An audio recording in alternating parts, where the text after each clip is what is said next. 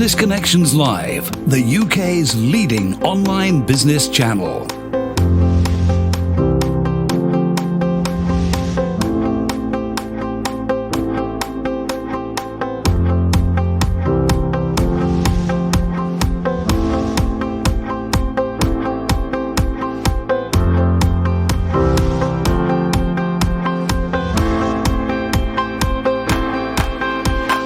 This is Business Connections Live with Steve Hyland. Hello there, welcome along to Business Connections Live, the program for entrepreneurs, SMEs and business owners. Now on today's show we're going to be discussing how to develop growth mindset and magnify your impact. It's going to be an exciting show today. Joining me in the studio we've got an absolute expert. It's Caroline Ferguson. She's a mindset trainer. Caroline, lovely to have you with us. Mindset. It's the airy-fairy world of mindset and putting our minds in order is something we can all do, and I think it's something we all really don't understand. Before we get into this, tell us a little bit about what we're going to be talking about today. So we all have ways in which we get in our own way and we trip ourselves up. And I've identified 5 main ways in which we do this, and for a long time I was told that there were 3 ways, and I kept trying to shoehorn people into these buckets. Well, 3s are always good, triplets are always good, aren't they? But I found that actually I was trying to really artificially arrange people into these buckets that just didn't fit. So I've come up with 5 ways, and I've come up with this tool that really is all about helping people to identify how they are stopping themselves, what's creating their inner resistance and their own issues and problems, and hopefully to give them a solution that's really going to help them in any situation to get back behind the driving wheel, to really regain control of themselves in that situation. Because if you can change how you view a situation and how you behave, you change the whole situation. And all of us have all of these ways, but we tend to have our own favourite cocktail of how we do it to ourselves. So we're going to talk a bit about that, and then of course really go into this one way, this one key solution that I think is the answer to everybody being able to manage themselves better in terms of the stories they tell themselves and in terms of how they feel and how they react in any situation. Your background is from a corporate world, isn't it? So, yes. I mean, you get corporate. There are people who are out there that have read the book, they go out, and then they will tell corporates how they should be feeling and what they should be doing. Yes. You've been in the corporate environment. You've worked in comms, you've worked in PR, you've worked in some very, very high-pressure areas. When you're going into corporates today, from your experience, what are you finding you're saying to them? Do you see the same issues that were there when you were full-time corporate? They are evolving all the time, these issues. I mean, the way that we manage how we work now is very different to even 10 years ago. You know, I think that the key difference is how we communicate and the scale of the communication. I've worked in comms and employee engagement around internal communications, particularly around business change for a long time. And there is just this massive avalanche of communication happening all of the time. You know, I think we're all really fed up of our inboxes at the moment. So much so that people are actually going back to snail mail to really communicate with impact. But I think that it's faster, there's more of it, there are many, many more people you have to deal with in an organisation now. It's much more regulated, it's much more complex, and it's very difficult to leave it behind when you go home. Do you think the communication that we do now is more effective than it was, shall we say, 10 years ago? I think that we're more scientific about how we communicate, certainly in large organisations, but whether it's more effective or not, I'm not sure that I would agree with that.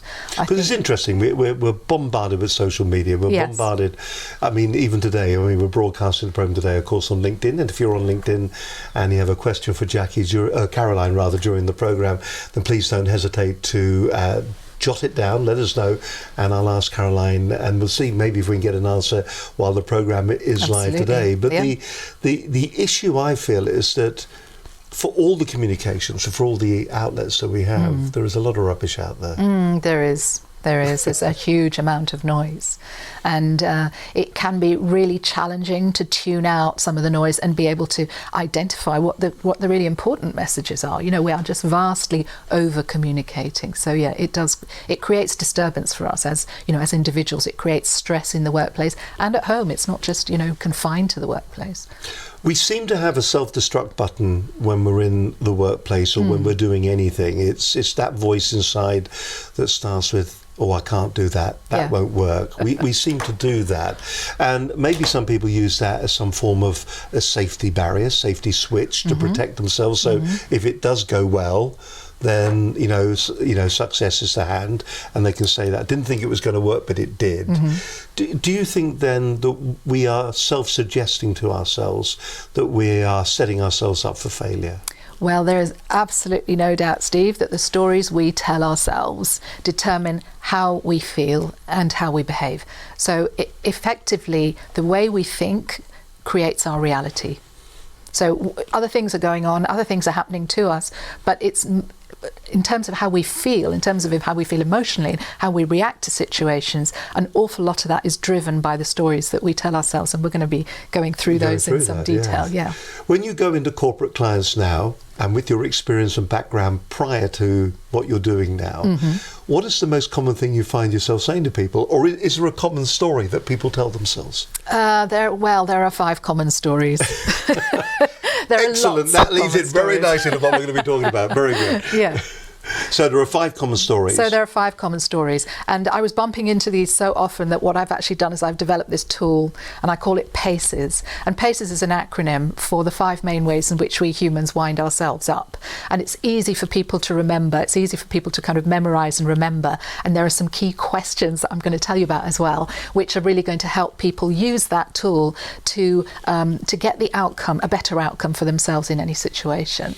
So do you want me to why not? Tell you what they are? Let's do that. So we'll start then at the very beginning then. Okay. So this is great. We're getting straight into it here, aren't we? I like that. Down to the nitty gritty. So the 5 ways in which we sabotage ourselves. Yes. And we're talking about this specifically in the work context, but this is, we are humans. We show up as humans at work and at home. So these 5 issues follow us throughout our lives. And the key is to understand when we're doing it to ourselves. So the first one, so PACES is the acronym, and I talk to my clients about walking them through their PACES. And the first one is perfectionism. All right, perfectionism. So perfectionism is something that afflicts a lot of entrepreneurs. Actually really suffer from perfectionism. You can say, I have to do it perfectly. I have to do it brilliantly. And I mustn't get it wrong. I mustn't get it wrong, exactly. So, and I mustn't get it wrong, I mustn't fail. So perfectionism is effectively a fear of failure. It's a fear of being shown up as not knowing what we're doing, or as being somehow less than. So perfectionism is a key one. I have to do it well, I have to do it brilliantly. And it really sabotages in all sorts of ways. So some of the implications of being a perfectionist are we want to do it so well, we don't feel that we can, so we procrastinate. We don't do it at all, you see or we this a lot delay with it. people who are creating courses or things like that.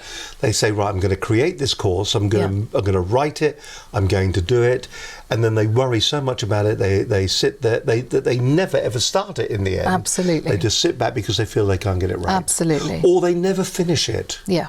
So they want to put all their knowledge down on paper, and so they never end up at the course that they intended to do. Or they develop the course but they don't sell it because they feel that there were mistakes in it and people are going to judge them for those mistakes. What kind of examples have you seen of that when you've been talking to different companies? Is it exactly that? Absolutely that, yes. And then in the corporate setting, it's people who are, perhaps they've got a presentation to do and they will drive themselves into such anxiety because they are convinced that other people are going to be judging them as being, not being good enough. And it's also about not wanting to disappoint. I mean, that's another one that we're going to go on to now, actually, because the second one... Oh, we're whistling through these, aren't we? So we've got approval. So I need to put you first. I mustn't disappoint you. Yeah. So the approval, and this I have to say, it's a little bit of a generalisation, but it does tend to afflict women perhaps even more than men. It is something that a lot of people suffer from. It's this addiction to getting it right for others. So we don't want to disappoint people, we don't want to let them down, we want them to like us, we want them to pay attention to us, we want them to think well of us. So it's not necessarily that you're chasing attention, you just want the attention you receive to be positive attention. And that's all about validation, that's all about looking outside of ourselves for other people to make us feel better about ourselves. Well, let's just go back to the first point just for 1 second. Sure. The whole element of perfectionism. Yes. Do you think then that what we should be doing is saying to ourselves, well, 70% is good enough? Should we be living more good enough lifestyles as opposed to that perfectionist 100%? Well, it would certainly disturb us less if we did.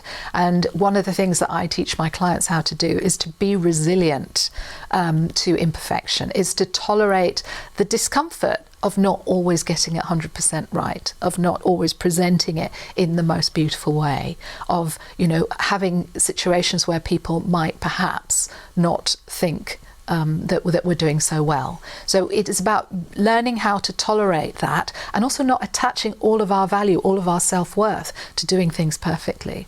I suppose the issue that you must end up having is that if you've got somebody who is striving all the time for perfectionism, yes, and then you're telling them that actually you don't need to be striving for that, you've got to, you know, you've got to look at the processes that are around you. They must find that very difficult to pull back from that 100% outflowing of enthusiasm, of sitting down and getting it 100% right. They must find that very difficult. How do you get around that resistance? Because it is not about wanting to do less well. You know, the fact that we are perfectionists, those of us who are, and I will hold my hand up and say, I'm all 5 of these things. Right. It doesn't mean, you know, I can't say to you, don't want to be perfect, don't want to do it well. Because actually you do want to. It's a really, you know, it's a really core, it's an important value if you want to do things particularly well. And I can't turn around and say to you, don't just accept mediocrity, accept, you know, a lesser standard. It's about how we think of it. It's about the particular belief that we hold about it. And I'm going to talk about that once I've gone through these 5. There's a particular kind of belief that is really toxic for us and gets in the way. So what we want to be doing is focusing on the outcome that we want.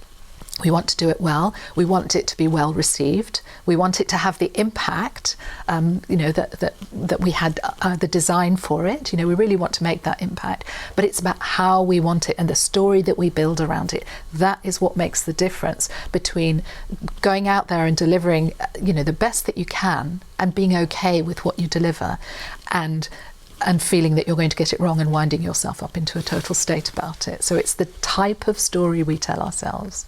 Fantastic. More from Caroline in just a few moments. Caroline Ferguson, she's a mindset trainer. We're going to be going through the 5 different key elements, those 5 points, and we'll have more from Caroline in just a few seconds' time on this edition of Business Connections Live. Let's go back a week now. On last week's show, we talked to Dr. Jackie Taylor. Fantastic show. It was the empathy economy and the Internet of Things. If you don't know what the heck we're talking about right now, you need to watch the entire program. But with the key highlights from last week's edition of the program, here's Dr. Jackie Taylor on Business Connections Live.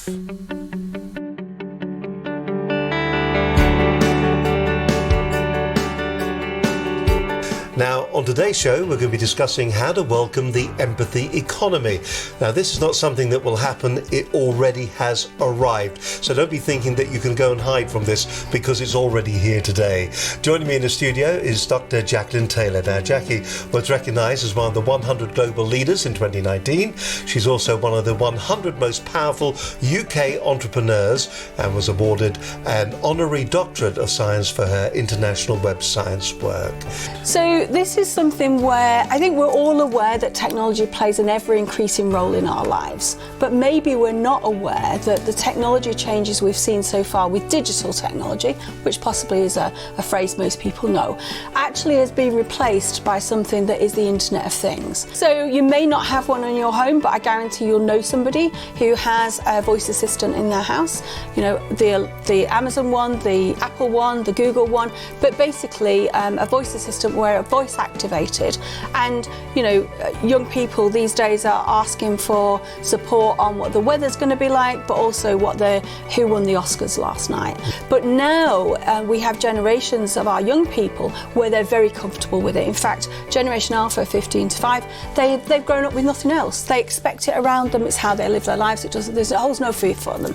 Whereas for Generation Y, which is the first generation that came onto the web over 30 years ago, then for them that was blended blending an offline experience with this online thing, and then what's moved on to digital, and now what's just moved in without most of the generations other than Gen Z and Gen Alpha being aware of it surrounding them. So I would contrast what I talk about as the empathy economy with somebody that talks about Industry 4.0, and there is a difference in the people in the world that think the outcome is either the robots work for us or we will be overcome by them. And I don't think that's necessary at all. I think that we have to get awakened to the idea that technology is here to enable us, and we negotiate that way forward. And so that's my view, and that's what I call the empathy economy. Hi there, I'm Dr. Jackie Taylor. I'm CEO and co-founder of Flying Binary, and I'm bringing to you today the knowledge that the empathy economy is a whole new world for our businesses, for us as individuals, for us as nations, for us as organisations. And one of the things that I know that you'll all look at, having heard me speak today, is 10% of my revenue coming from this online world that she's talking about or not? And one of the things, there's a double-edged sword with this. If it is 10% of it, then you're in danger of becoming above the radar for those people that we would call cyber criminals, that would want to use the businesses that we have online in a way to suit their ends. And so if I'm being brutally honest with you, that's what funds people trafficking, drugs trafficking, terrorism. And so I don't want any of you listening to this to go, gung-ho into the future without something that to go with you. So I've created an offering called Cyber Safe Entrepreneurs. That's not yet open yet. But I've also created a giveaway today around the risks I've talked about. Based on the research from the World Economic Forum, it looks at the risks that you have as a business in the countries that you sit in, whether as a small business you're one of the 58% where cyber criminals will target you once your online income is over 10%. I've added something extra in here which we haven't really talked about, which is the risks that your home is at as a result of the Internet of Things, the top 10 risks that are in there. So if you go to wef.jackie, which is JACQUI.online, so wef.jackie, JACQUI.online, there's a giveaway there that will encapsulate where this whole thing is in the world today. You can look at that in the context of your business. What entrepreneurs and organisations have used it for, they've used it to reassure their boards. They've used it to pivot in the same way that we've pivoted as a company to take the opportunity that I've talked about.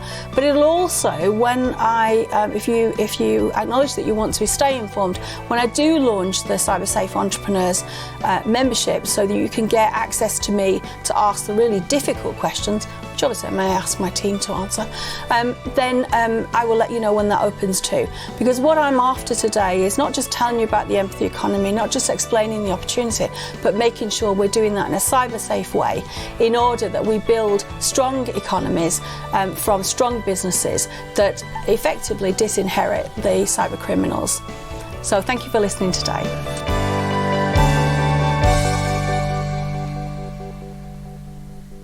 Jackie Taylor from last week's edition of Business Connections Live. Dr. Jackie Taylor, in fact, a really great show. If you get an opportunity, watch the entire programme. The lady, every sentence is a bit of revelation for you. It's one of those kind of programmes. You sit there listening and you go, oh, really? Oh, she's God. amazing. She is an amazing woman, yes. isn't she? Yes. If you get a chance, do watch the programme in full. You can go to our website, or if you just watch this little highlights once again, if you wish, you can do that too. And if you think to yourself, this would be something that would be really, really useful for my organisation to communicate maybe my thoughts, my ideas, what I'm doing in your life, what you're doing in your life. If you're entrepreneur or solopreneur, then why don't you get in touch with us here at Business Connections Live? You could have a programme just like this for your own organisation or for your own business. This is very much a case of turning your readers into viewers. We were talking earlier on, there is a lot of noise out there, and I think a lot of the content that you see online these days isn't particularly good. And we seem to accept it because there's been so much of it over the past couple of years. We kind of accept this low level, low content content. So why don't you get something that's a little bit different, a little bit more prestigious, something that's going to stand head and shoulders above your competitors? Get in touch with us here at Business Connections Live if you'd like to find out how we could do it with you and for you. It's that easy to do. Just simply drop us an email to this address, the studio at businessconnectionslive.com. Better still, pick the phone up. You know, that app that's on your smartphone. Use that one and let's have a bit of a chat about the whole thing. How would it work? What would you like to find out? What are the questions that you need to ask? How would you incorporate it into your organisation? The telephone number is 01784 256 777. That's our telephone number. Don't forget, you can follow our stream of consciousness as well each and every week on Twitter at BCL Business TV. You can watch the programme on Facebook. You can also watch it, of course, on LinkedIn. If you're watching on LinkedIn right now, thank you very much. And don't forget, if you have a question for us here on the program for Caroline, then please jot your question down. We'll see if we can get an answer before the end of the programme. But if you want over 400 hours of great business advice, then why don't you go to our website, businessconnectionslive.com. You're watching Business Connections Live. Steve Hyland with you here. It's great to have your company. Joining me in the studio today is Caroline Ferguson. She's a mindset trainer. Caroline, why mindset trainer? It's something that struck me about your title, because you see a lot of people out there that will go there, that's mindset speaker, or they'll go out and there's just a lot of noise out there in your industry as well. There is. Why mindset trainer? Well, everyone's a mindset coach. I'm a mindset trainer because when I was looking about 8-9 years ago for what I was going to call myself in what I'm doing, there weren't really people talking about mindset to any great extent. And I started calling myself a mindset mender, and I didn't like that much. Yeah. It That doesn't really lasted work, about does it? 2 months, and I realised people aren't broken. They don't need fixing in that way. But I'm a trainer because I take people through a process. There is a process that you can learn that can help you to think in a healthier, more flexible, more resilient, more solution-focused way. And I train people in that process. I do coach. I use coaching as a tool, but I am essentially a trainer. I trained as a cognitive behavioural hypnotherapist, and a lot of that informs the training that I do. And it was a revelationary minute that you had. You were working, once again, we'll go back to your corporate environment.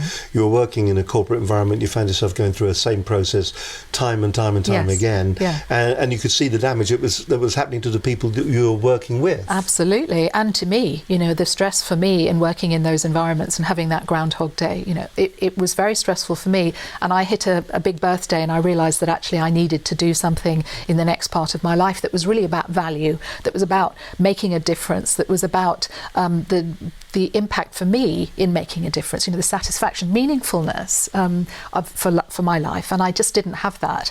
And I now understand how the unconscious mind works a little bit better than I did back then. But what actually happened felt a bit like a moment of lunacy to me. But I decided I needed something that I could do when I was older, more mature, that I could do from anywhere in the English-speaking world, that I could do from my computer if possible.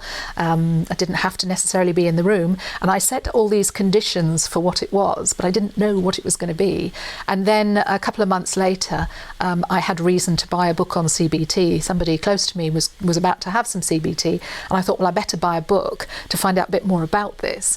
And I bought the book, and I was actually due to go to Channel 4 the next day to go and do a screenwriting programme. But actually I woke up at 6:16 in the morning with this huge excitement, and that overnight my mind had processed the fact that I bought this book, processed what CBT was about, and I'd looked up the author and discovered that he'd set up a college, the College of Cognitive Behavioural Therapies, and I just woke up knowing that that's what I was going to do. I was going to retrain to be a cognitive behavioural hypnotherapist. The evening before, it had not even been in my head. It was for me, out of the blue. But I now understand that on that big birthday a couple of months previously, I'd set a challenge for myself. I'd laid down some clear conditions for that challenge. And ever since, my unconscious mind had been sifting through all those billions of bytes of data, looking for a match, looking for patterns. And when I looked up and saw that Avi Joseph had written this book, he was a hypnotherapist I'd seen in London years before, and that he'd also set up a college. While I was asleep in the night, my mind made itself up, woke me up at 6:16 and told me I was going to go to Avi's college. I think it's amazing that you know exactly the time that you woke up at 6:16. It was a huge moment in my life, and I woke up on fire. And I couldn't believe that this was it. And I did no other research. I didn't look at NLP. I didn't look at any other therapy. I just applied to go to Avi's College, and I started 2 months later, and I have never looked back. And from the first day I was there, I was just thinking, why don't we learn this at school? You know, why don't we learn how to manage our own minds and to understand what's going on for us so that we can regulate our emotions and our behaviour? Why don't we learn this at school? Blimey, what a story that is. Okay, let's go back. Let's very quickly recap and see where we're up to at the moment with our 5 ways in which we all will sabotage ourselves. So at the moment, P for perfectionism, having to do it perfectly. I mustn't get it wrong. It's something we put on ourselves, and it's a big, tall order. And we touched on approval. I need to put you first. I mustn't disappoint you. Tell us a bit more about approval before we move on to our next letter in our process. So approval really is about wanting that validation from outside of ourselves that we're worthwhile. You know, we look for other people to tell us by their attention that we are good enough, because we aren't able to fully validate ourselves. We just don't have that skill within ourselves. And one of the things I teach people what to do is in terms of being able to validate themselves and not needing necessarily all that external validation. It's very interesting you say that. We do media training here, and we will get people to present straight down the camera. Yeah. And at the end of their presentations, before they've even taken the next breath, they will be looking off camera at maybe myself or our floor manager, Was that okay? looking for approval. Yes. Was that okay? Yes, absolutely.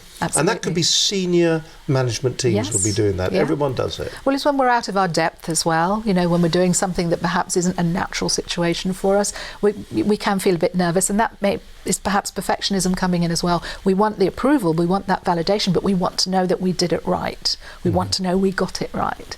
So approval addiction, if you like, is all about really wanting that validation outside of addiction. Yes. That's a great line. Yeah. Very good indeed. And it leads to behaviours like prioritising other people's needs over our own. You know, and again, women do this a lot. We put everyone else first because that's the conditioning.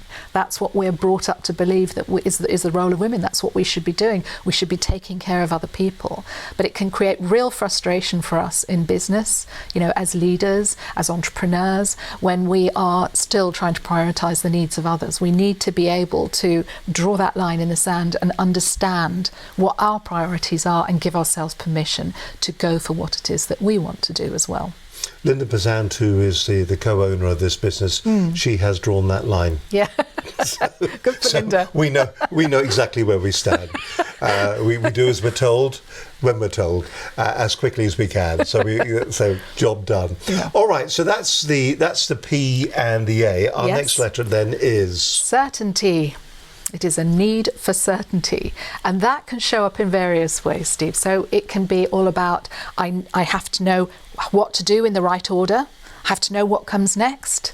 I have to have all of the bits of the puzzle. So in a work context, perhaps if you're going to start making videos, I need to know I have all the kit. I need to know I've got the training so that I know what to do. So it's essentially needing to know what to do, needing to know what comes next, wanting also to know that it's going to turn out okay.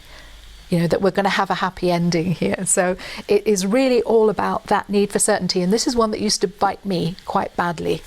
I always wanted to feel, you know, it's a safety behaviour to make sure that you're not going to get ambushed and that life isn't suddenly going to get very difficult for you because you don't know what you're doing. People are suspicious all the time that, and you see this in business now where people are always looking over their shoulder. It's the certainty, first of all, the certainty of success, the certainty that you're not going to be ambushed. Yes. And so you make certain everything is absolutely perfect. Yes. So they layer on top of each other. don't We they? all have our favourite cocktail. You know, we all do all of this at times, but we have our favourite bits. And mine have actually changed. So mine used to be approval was very strong, and it's still there for me, and certainty was very strong, but it's now changed to perfectionism, and one of the other ones that we'll come to in a minute. But you can start to see how if you have this need for certainty and you don't have it, you're going to feel so uncomfortable that you might procrastinate. So if you're going to be doing that course and you've never created a course before, an online program, and you don't know how to do it, you'll go and buy all the other courses that show you how to do it because you need to know. There's that need to know that drives you. And it may be that you never feel ready. It's very interesting. We were talking to somebody about putting courses together, and he says one of the biggest failures when it comes to getting in there and doing it is that what people are trying to do is they're trying to make the course too complicated. Yes. They're trying to put everything down on paper, yes. and as opposed to being a little bit more selective in the content that they put in. And I think that's experience as well. I mean, certainly I used to load mine with far too much complexity because I wanted to deliver all that value. You know, I wanted to make sure that everyone got this huge value from the program. And in fact, I was just complicating things and I was having to rush it, and there was just far too much. My first course is in a folder about that big. People keep asking me if I'm going to redo it. I'm thinking, yes, when I eventually get round to re-recording it, slashing 75% of the content out, yes, I will. Because the chances are that the audience that you were targeting actually only want that 20%. And the other thing, of course, I think with human nature is you can tell them exactly what to do, and they still won't do it.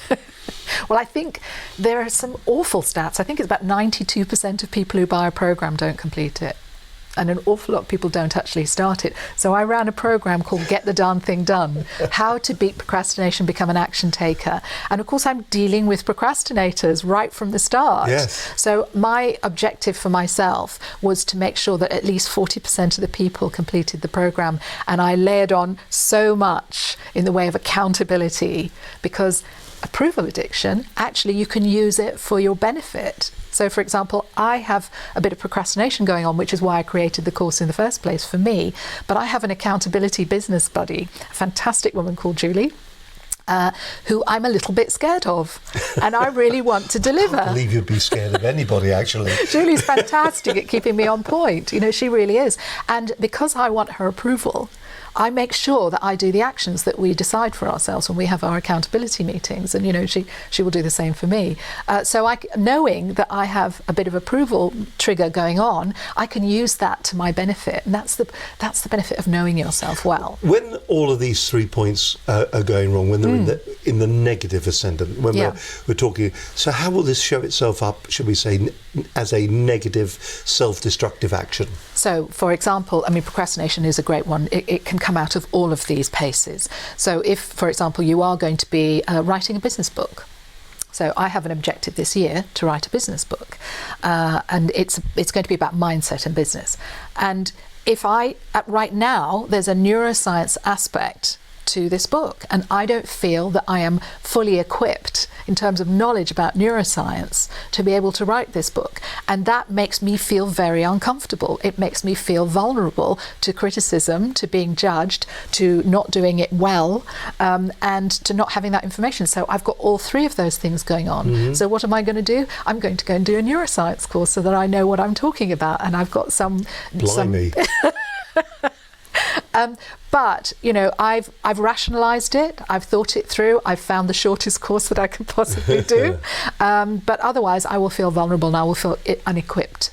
Well, what we'll do, we'll put you in touch with a couple of our neuroscientists that have been on the program as well. Dr. Linda Shaw is one that springs to mind straight away. Perfect. And I mean, once again, a very, very interesting area in business as well. Absolutely. And really complements exactly, as you've already highlighted, absolutely, exactly what you're doing at the moment. But if I'd taken that to an extreme, I could actually put the book off forever rather than taking action to do something about it. All right, we've got, we're still, with only three, there's still two more yet to come. Yeah. And there's more to talk about as well once we get there. So more from Caroline in just a moment. But interesting to hear a little bit of her background as well as a mindset trainer, why she did it, where she found herself. Now, you may well be in a similar situation yourself at the moment. And you may be thinking to yourself, this can be absolutely ideal for yourself or maybe for your organisation and for that senior management team.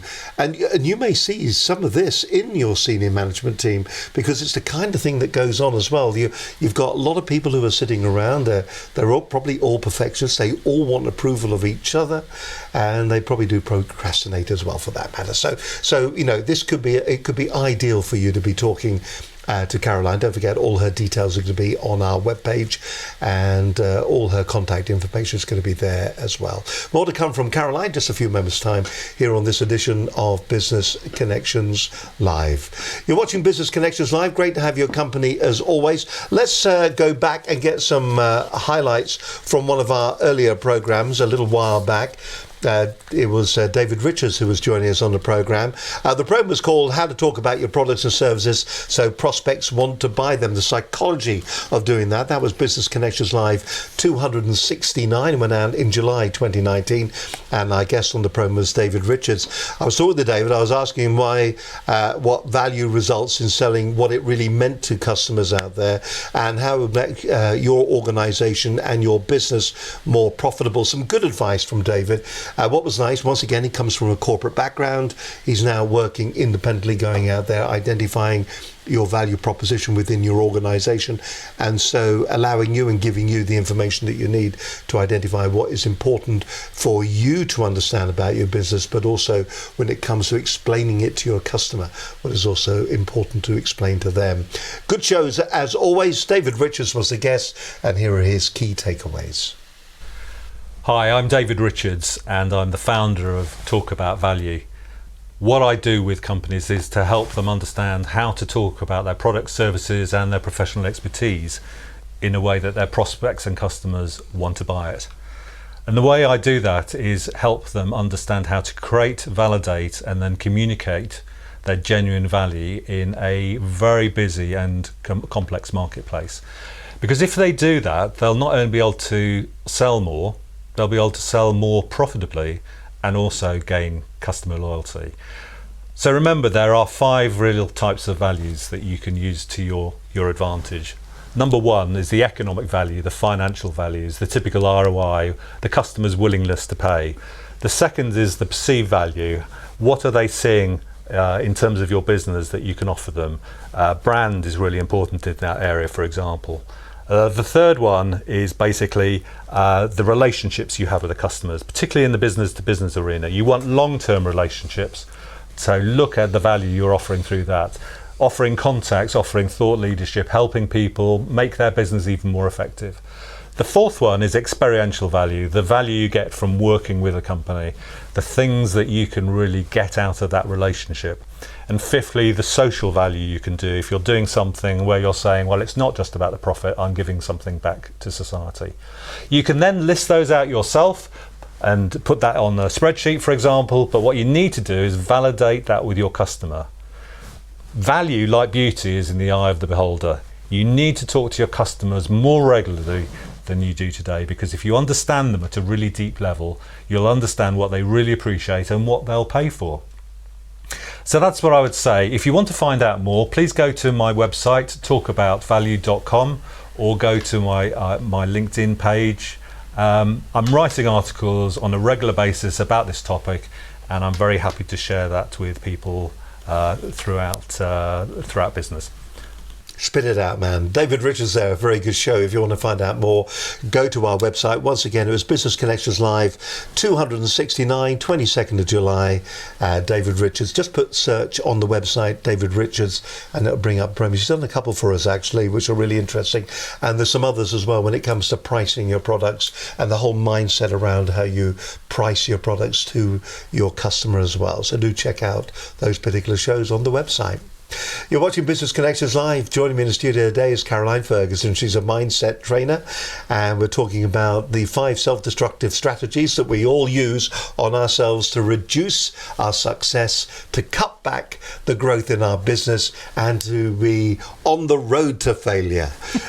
It's kind of the way. I've never thought of it as a strategy, but you're absolutely right. There are probably but that's the way it is. Yes. Let's just recap where we are at the moment, the 5 ways in which we sabotage ourselves. Let's just look at where we're up to at the moment. So we've got perfectionism, P. The A is approval. C, certainty, you've talked through. Where are we going to go to next on this journey? Next, we're going to go, the E in PACES stands for ease.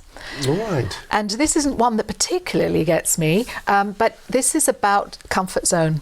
You know, there are people who don't want to go outside their comfort zone. They feel very agitated, anxious, distressed, vulnerable, exposed when they're doing things that feel bigger than they are. You know, the growth curve, if you like, is difficult for them. So they want to feel safe. They want to feel not too much, not challenged, you know, too often or too far, because they don't trust themselves to be able to handle those situations. They don't understand their own levels of resilience. And the fact is that we are all still alive, you know, we're, the ones of us who are still here, we've survived every single thing that's ever happened to us. We are resilient, but it's about not trusting yourself to be able to manage difficulty. And in a working environment, there's so much that's difficult. You know, you've got personality conflicts, you've got poor managers, you've got overloaded with work is a classic one where people can just feel profoundly distressed and uncomfortable a lot of the time because there's just too much going on and they can't leave it behind. You know, it comes with them. It comes with them on holiday. It comes to the beach with them.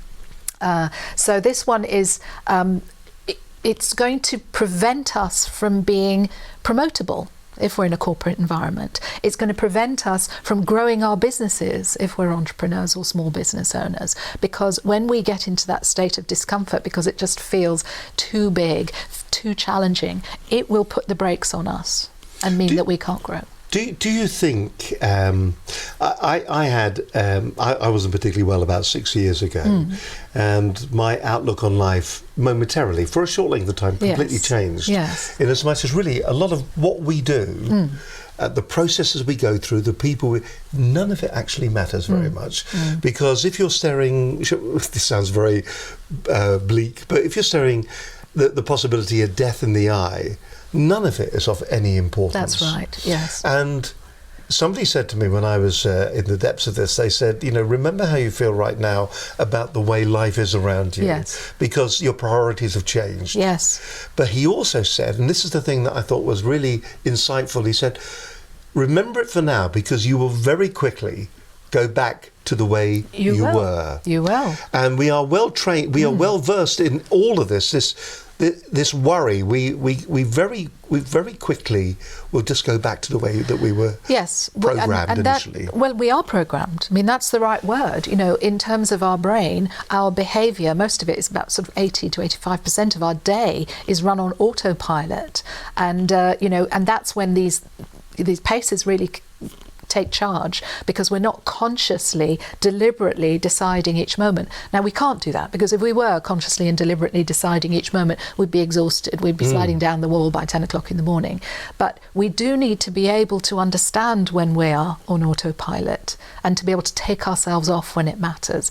And what actually happens in the brain is, going back to the neuroscience, is that we create these neural pathways. And neural pathways are habits. And they are literally, the neurons have cemented themselves together to make it quicker and easier, to make it use less energy to do that particular thing. And unfortunately, our unconscious mind, you know, and the bits of the brain where these neural pathways form, they're not rational. So they don't understand that a particular habit is actually not particularly good for us. They just think, well, she does that often, let's take her down that path quickly. Yes. Let's do it quickly. And then you build a path that is deep and strong. And especially if there's emotion attached to that. And anxiety is a really strong, visceral emotion that can help to cement those neural pathways in place and make it more difficult. So yes, while we're having it's all about context, and while we're in a context of this, you know, extraordinary experience that you went through, it changes. We look at life in a different way. We look at life much more consciously.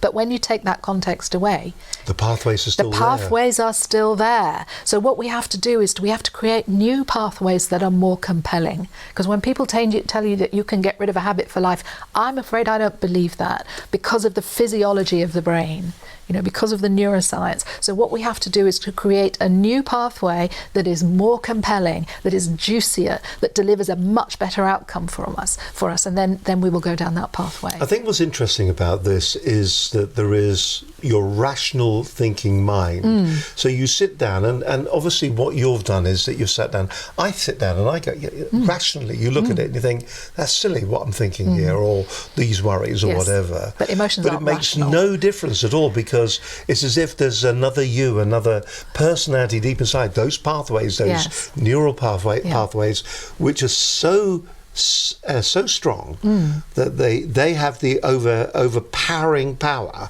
within your mindset. They do, until you change your mindset, until you learn the process. Is it possible? Absolutely. It's how I make a living, and it's happened for me constantly over and over again.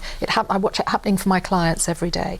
When you learn how to think in a deliberate and conscious and solution focused and much more rational way, everything changes. Because emotions are not a cause, they're a consequence. They're a consequence of the story that we're telling ourselves at any time. And if we don't like the way we're feeling and the outcome for us, remember earlier I said that your thoughts they really shape your reality. So if that thought is not giving you a reality that's working for you, you change the thought, you change the belief, you change the story. And this is what I effectively do. I train people in how to recognize the stories they're telling themselves, understand when it's not working, and change them. It's not about positive thinking, it's about pragmatic, constructive thinking and being able to really employ this, your prefrontal cortex. I call it the dragon, your source of wisdom. And when we can call on that, become our dragon in a conscious way, we can change everything. Is there, I'm going to hate myself for asking this, is there a simple introductory technique that you could share? Yes, we're going to go through it in a minute. Fantastic. The plan's worked out then. Okay. Are we going back to our chart again? Yes, let's just do the last one. Yes. So okay. the last one is one I kind of sandwiched in there. The classic ones that you learn about in therapy are perfectionism and approval and ease. But I couldn't fit people into those buckets. I was trying to sort of shoehorn them in and it just wasn't working. So I've come up with two more, and that's certainty and this last one. And the last one is one I call self-rule. And self-rule is about two things. It's about autonomy and it's about identity. And autonomy, it shows up mostly as don't tell me what to do. So, there are lots of people out there, especially entrepreneurial people, which is why they become entrepreneurs. They like to do things for themselves. They like to create their own destiny. They like to take charge of their own life. And when other people tell them they can't, it gets in the way. It can create problems. If we have problems with authority, with other people leading us, for example, that can really get in the way in business. It can stop us from learning and growing.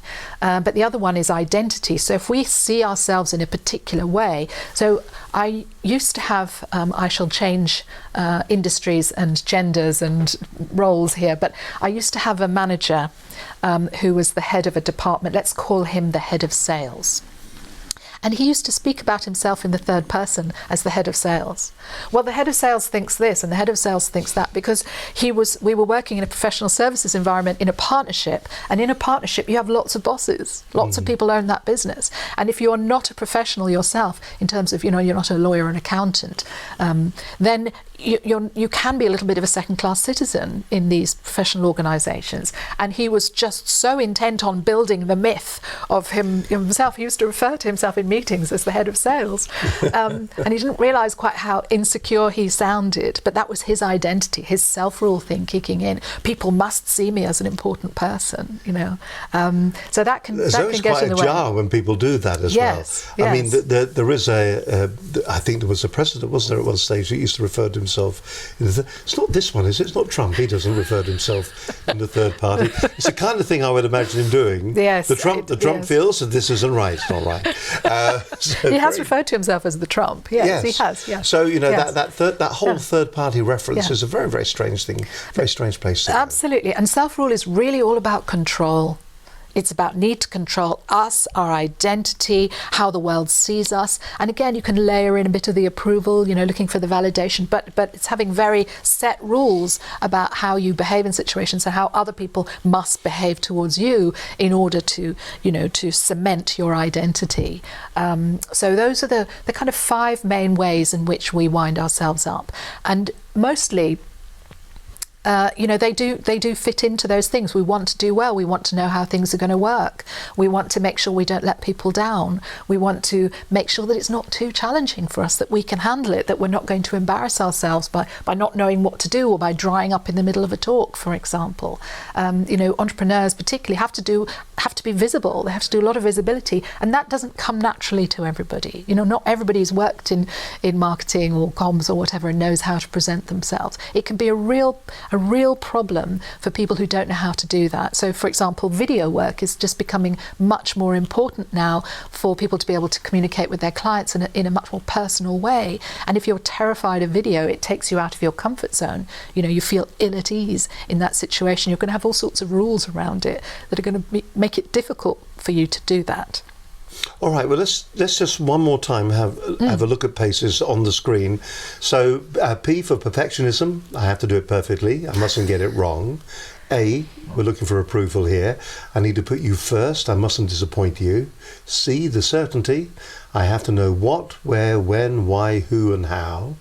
E, for ease. It mustn't be too challenging. I have to stay in my comfort zone. S, self-ruled. Don't tell me what to do. You have to respect my identity.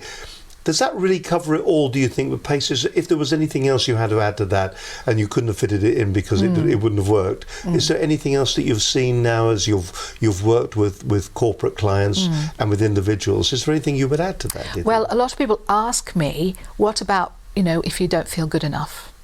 A lot of people say, why isn't that Self-loathing. in PACES? I don't feel good enough. Yes, it's self-criticism.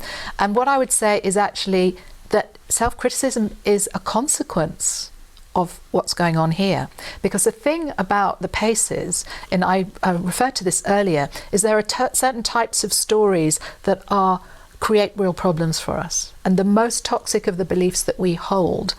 So if I go through these, I have to do it well. I mustn't let you down. I mustn't fail. I need to know what's happening. Those are all imperatives. They're all musts. And so we've got must, should, got to, ought to, need to, have to. We're doing it to ourselves all the time. And the problem is that when we've got a must or a mustn't, there's an or else. Yeah. Or else kicks in. And this is all unconscious. These stories are going on, trickling along in our 20 to 70,000 thoughts a day that we're not listening to, our self-talk. And those or else's, I have to do it well, or else it's really bad, or else I can't cope. And the big one, or else I'm not good enough.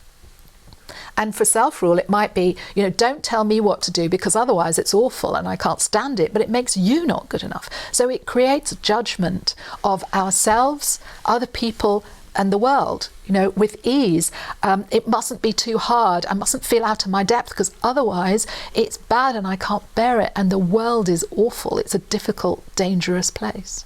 And these are all happening without us even realizing it.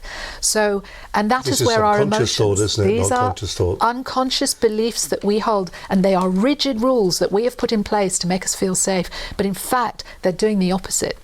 They're triggering us into emotions that are not working for us, because it's those beliefs and those or else's that create anxiety, that create anger for self-rule, that create hurt if we feel that people aren't paying the right kind of attention to us, that create shame and embarrassment, which is a big one for entrepreneurs. We don't want to feel ashamed. We don't want to show ourselves up as not knowing what we're doing. So it's really those rules that we set for ourselves, those musts or mustn't. You mustn't ignore me. I mustn't get it wrong. The mustn'ts are as strong as the musts. And those are the rules that we live by, and they are the rules that disturb us, because the problem with musts is they're irrational.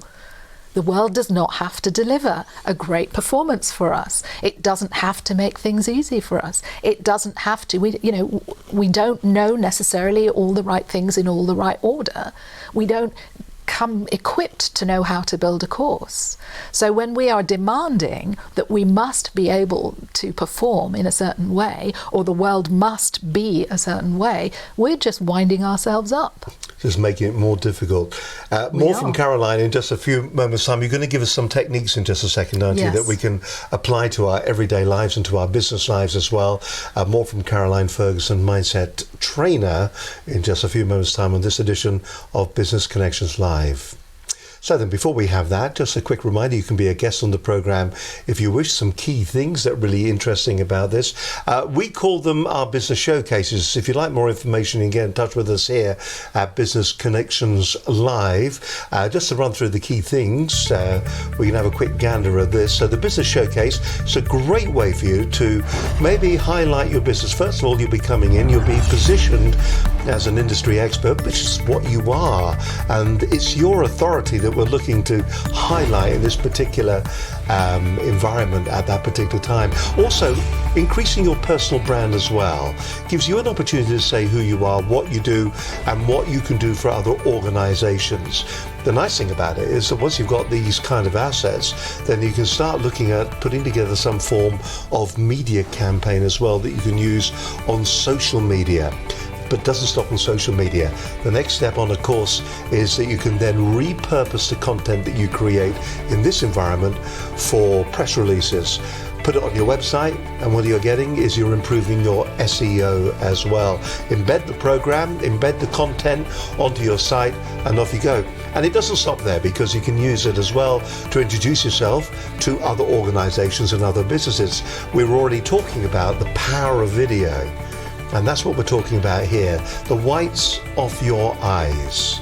Now, cross-media campaigns are going to be important for any organisation. That could be radio, broadcast and television. And if you're thinking that you'd like to maybe raise your profile to appear on radio stations, radio interview programmes and TV, well, what a great way of introducing yourself to the broadcasters, of which he might be one as well on occasions. So if you'd like to find out a little bit more about that, get in touch with us here at Business Connections Live.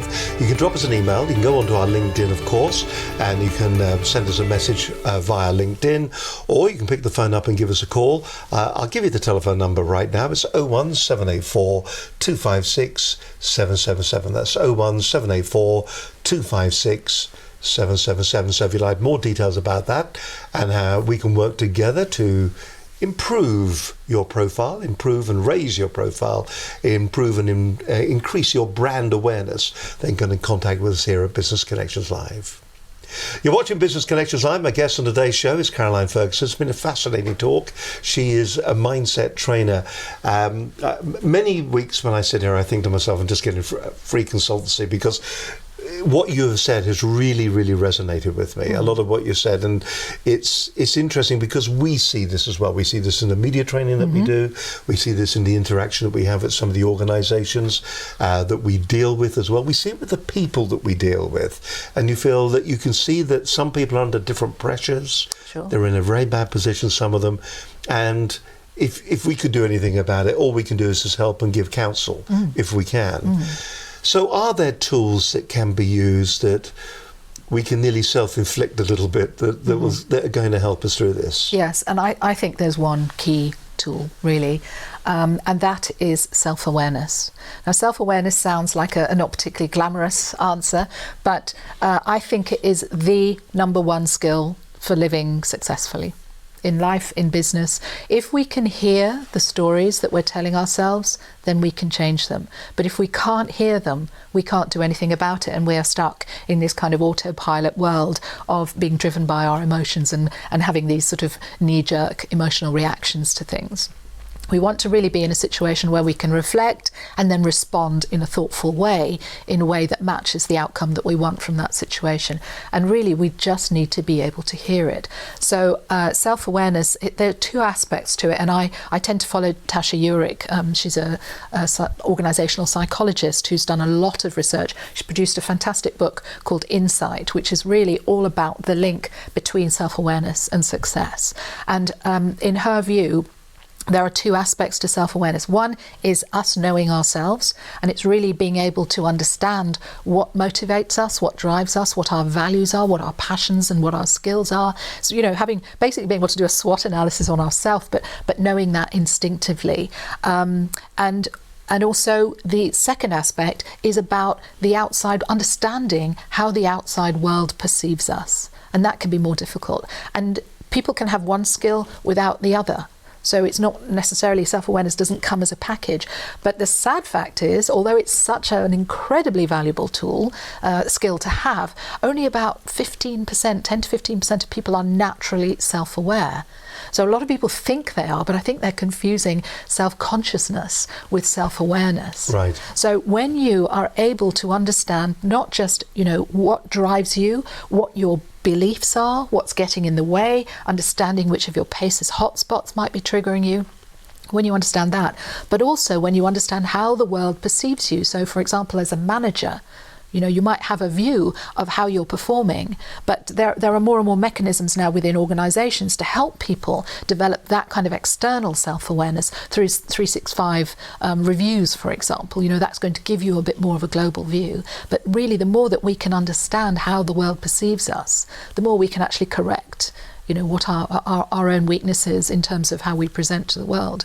But that self-awareness is a lifelong path. It's not a skill that we can suddenly absorb, but it is one that we can learn. Yes, it comes naturally to a small subset of people, but the rest of us, there are tools that we can use, and that's effectively what I'm doing in mindset training. Is number one is helping people to become more self-aware, to understand the stories that they're telling themselves that are leading to these outcomes for them, these consequences in terms of their emotions and the behaviors, what they feel like doing, and that low self-worth. You know, as I mentioned, if I have a must about something, one of the or else's is really likely to be or else I'm not good enough.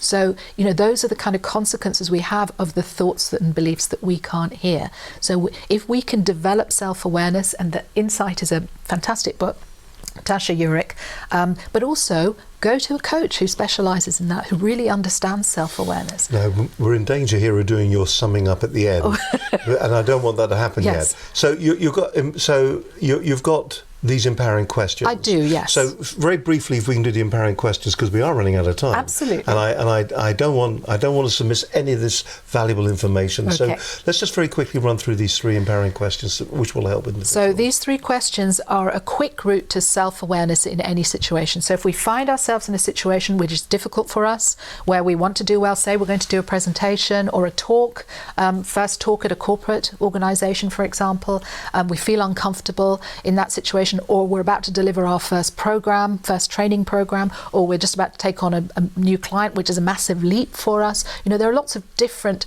massive amount of different situations where these PACES hotspots can trigger us. So what I've done is I've come up with 3 questions which in the moment you can use to completely change your mindset from one of this spiral of anxiety or panic or fear or I'm not good enough, to being able to grasp your own driving, you know, be back in the driving seat and to manage yourself in that situation. So here we go So the then. questions are: Question number 1.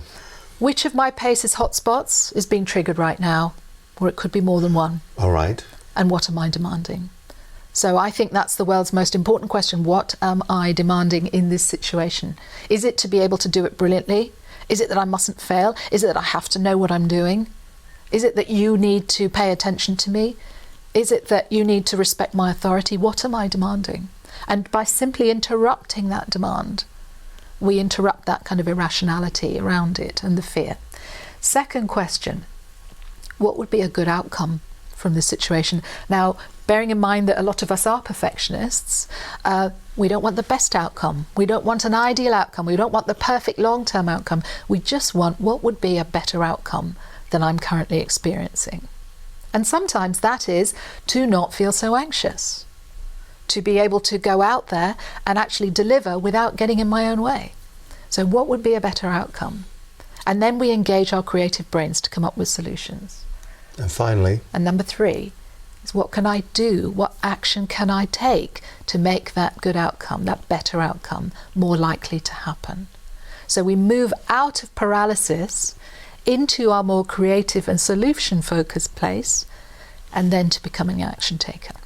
And the key is, once we've decided what can I do in this moment, we need to do it. We need to take that action.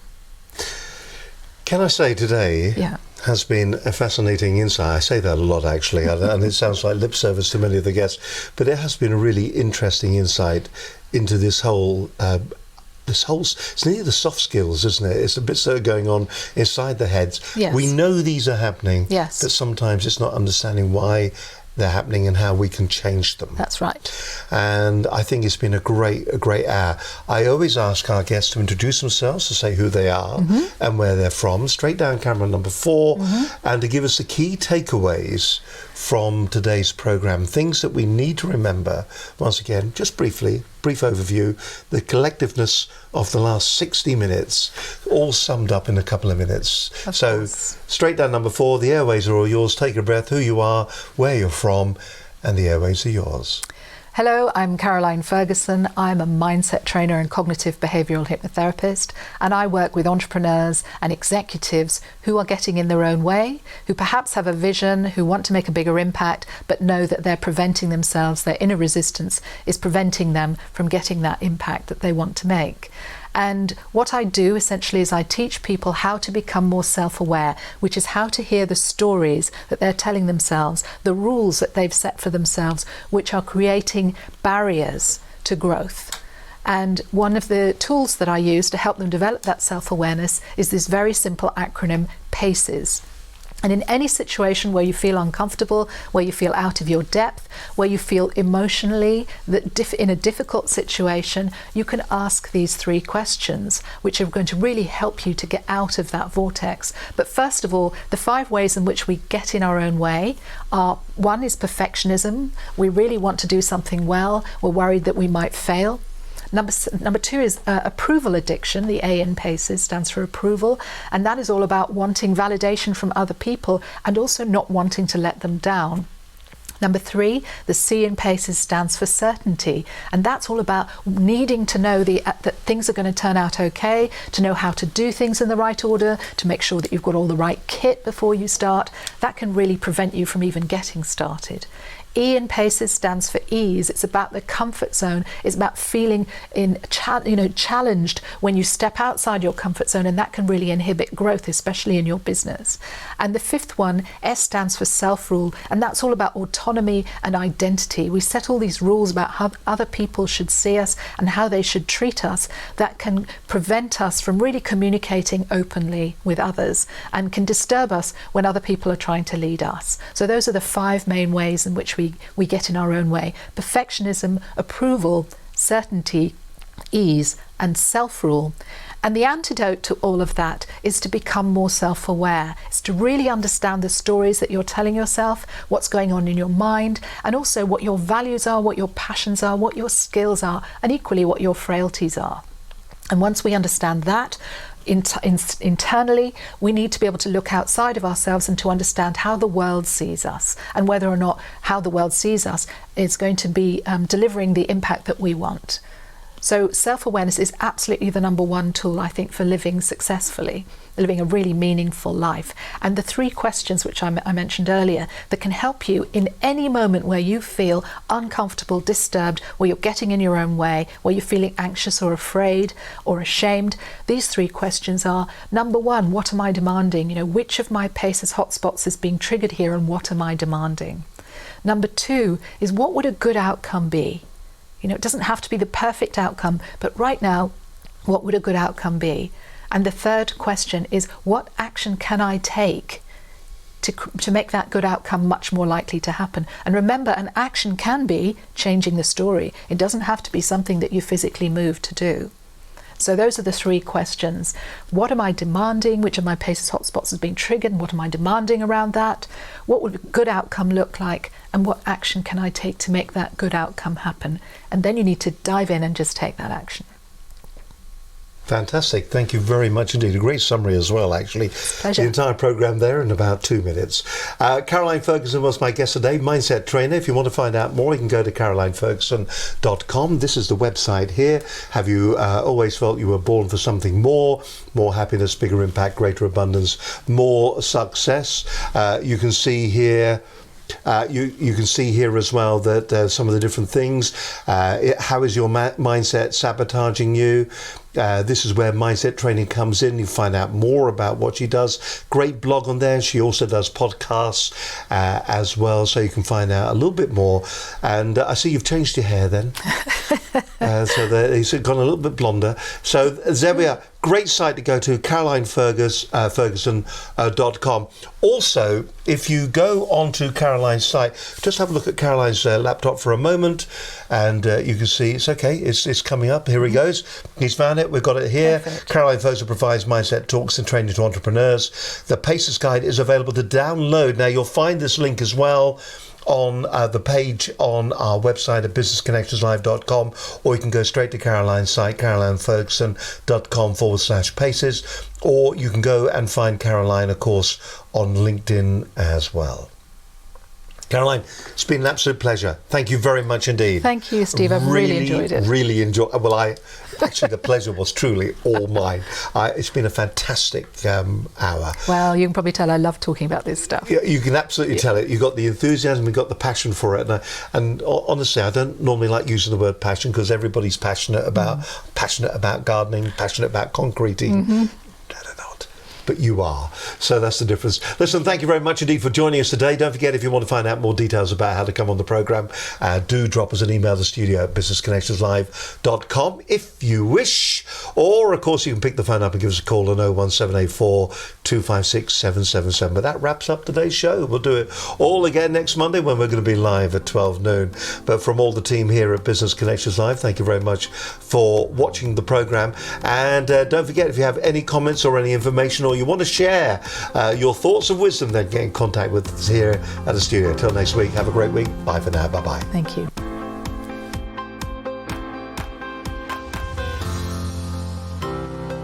Business Connections Live, the UK's leading online business channel.